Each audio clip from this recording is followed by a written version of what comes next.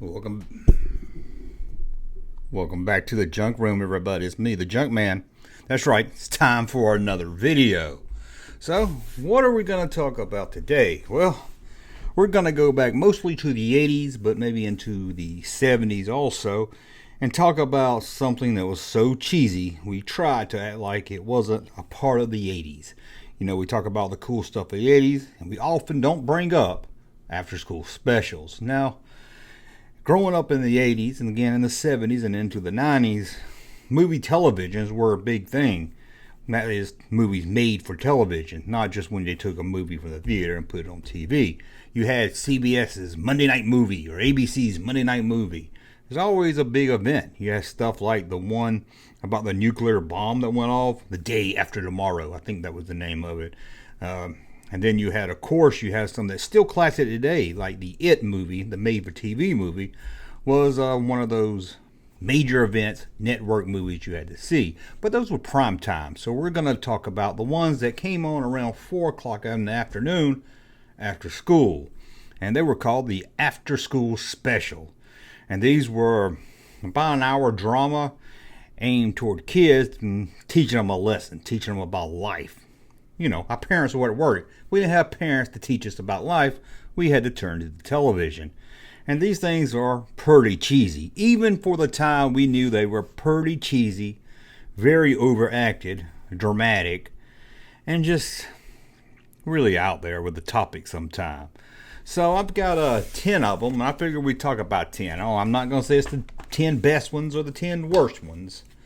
And in fact, honestly, when starting this video, I was going to kind of make up my own 10, kind of like what an after-school special should be, maybe something stupid like Tommy meets an alien that gives him AIDS, something like that. But I said, no, these stories are so stupid, I don't even need to make them up. And you can Google these are real ones right here we're going to talk about. But anybody that grew up in the 70s and 80s, you have to admit, if you came home after school and it was raining outside, didn't have much else to do, He-Man wasn't on anymore, you would turn on these after-school specials. You know, laugh at it while you watched it, but secretly probably learned a little something about the characters in the show and a little something about yourself. So let's look at the first one right here, called Schoolboy Father. That's right, Schoolboy Father, and it stars Rob Lowe. That's right. You'll see if you watch After School Special, a lot of these have actors. Either they were teen actors from shows around the 80s and 70s at the time, kind of like a special guest, or it would have people that became big actors after the After School Special. There's one we're not going to talk about here that starred Ben Affleck. Yeah, and he looked like that in it. But I don't think that one's on my list. So let's talk about Schoolboy Father.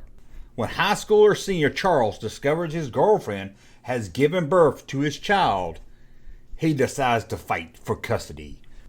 Dana Plato and Nancy McKeon co-stars. And Schoolboy Father. Woohoo! That one sounds exciting right there. Schoolboy Father. The father of a schoolboy right there. School Father boy right there. And here's another one. And this one here is starring Scott Baio. Woohoo! Scott Baio has powers to move things with his mind. Oh, wait a minute. That's Zapped. Sorry, that's not an after-school special. Scott Baio. Woohoo! You know him as Chachi. You know him as Chachi. But now, Scott Baio is stoned. Jack was a motivated high schooler until his experiment with marijuana, and then falls into the fast crowd. Will he wise up before it's too late? Scott Baio stars in Stoned. Now, it said he fell in with the fast crowd. If you ask me, and I know a lot of people that smoked marijuana, especially back in high school, they wasn't a fast crowd. It was probably the slowest crowd of them all. Oh, let's see here. How about this one right here? Sometimes you just love the name of it. My dad lives in a downtown hotel. Now, just by that title alone, you don't know if this is a good thing or a bad thing. I mean, his dad's hotel could be this one downtown, or it could be this one downtown. But let's find out what this one's about. Joseph Grant Jr. is shocked when his parents announce their decision to separate, and his dad is forced to move in a hotel downtown. And Beau Bridges played the father. So you know this is going to be a good one. Beau Bridges, yeah, played the father. They couldn't get Jeff Bridges. I guess he was too busy fighting King Kong or something. But Beau Bridges stars as the dad in My Dad Lives in a Downtown Hotel. Well, what if I told you the kid from Gremlins had an after-school special also? You wouldn't believe me? Yeah, you probably would. A Very Delicate Matter. Yeah, that's the name of the episode. A Very Delicate Matter. Let's check out what it's about. Teenager Christine is shocked when her former boyfriend Greg, played by the guy from Gremlins, tells her he has gonorrhea. Not only does she have to get tested, she must tell her current boyfriend Eddie to get tested as well. How will Christy do it? How will she break the news to her current boyfriend that she might have gave him gonorrhea? And she may have got it from the kid from Gremlins. And I'm not talking Phoebe Cates. If Phoebe Cates gave you gonorrhea, that's okay. We're talking Phoebe Cates. She can give you anything. Well, how about something about the arcade? The arcades were huge in the 90s. Kids loved hanging out at the arcade. Well, don't worry. After School Special was here to make you fear them. Let's check out The Celebrity and the Arcade Kid. A video arcade wizard and a teen movie star discovers their exact doubles and decides to switch identities. The video game wizard becomes a teen movie star, and the teen movie star becomes the video arcade wizard. The Celebrity and the Arcade Kid. Now, I don't know how this worked. I don't remember this one here. I don't remember how it works, but if he acts like the famous kid, can he act? I guess he can just still walk around the school and everything and be like, oh my God, there's Zach. But the other one, the one that no one cares about, what's he do? Go in the arcade? If he can't really play video games like a whiz, then so what? I don't understand this one. I don't understand this one right here. So let's move on. Let's move on. And let's talk about date rape. Ugh. Date rape. Ooh. Whew. Hot subjects on the after school specials. Whew. Do I have to tell you what this one's about? Well, I will anyway. Bill Cosby stars in... You know any Bill Cosby. Let's see what this one's about. A teenage girl goes on a date with the most popular boy in school, who rapes her. Whew. I don't care how popular it make you from dating him. That's gonna hurt. Okay, how about this one? The Kid Who Wouldn't Quit. Now, we knew a bunch of kids growing up. Most of them was quitters, let's be honest. Math test too hard, the kid's gonna quit.